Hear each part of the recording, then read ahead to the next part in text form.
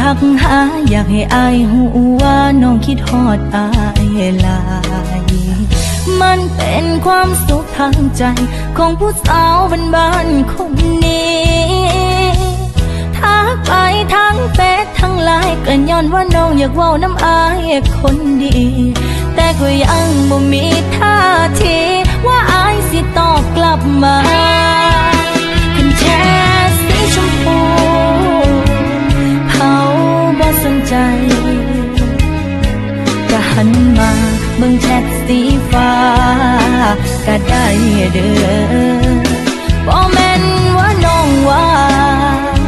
แค่อยากสิเว้ากับเธอถ้าตอบแชทอายอยู่เด้อผู้บอกรำคาญก็บอกกันเด้อสิบ่สะไปทักเจ้าอีกผู้อยู่ว่าบ่มีสิทธิ์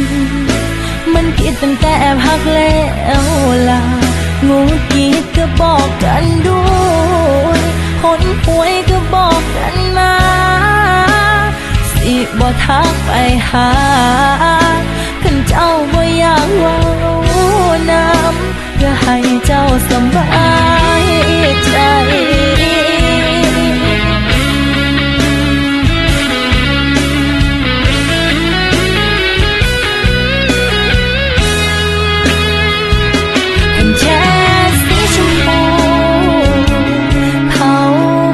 ใจก็หันมาเบิ่งแชทสีฟ้าก็ได้เด้อบ่แม่นว่าน้องว่าแค่อยากสิเว้ากับเธอถ้าตอบแชทอายอยู่เด้อผู้บอกรำคาญก็บอกกันเด้อสิบ่สะไปทักเจ้าอีกผู้อยู่ว่าบ่มีสิทธิ์มันผิดตั้งแต่แอบหักแล้วล่ะงูกีดก็บอกกันด้วยคนป่วยก็บอกกันมาสิบ่ทักไปหาคันเจ้าบ่อยากเว้านำ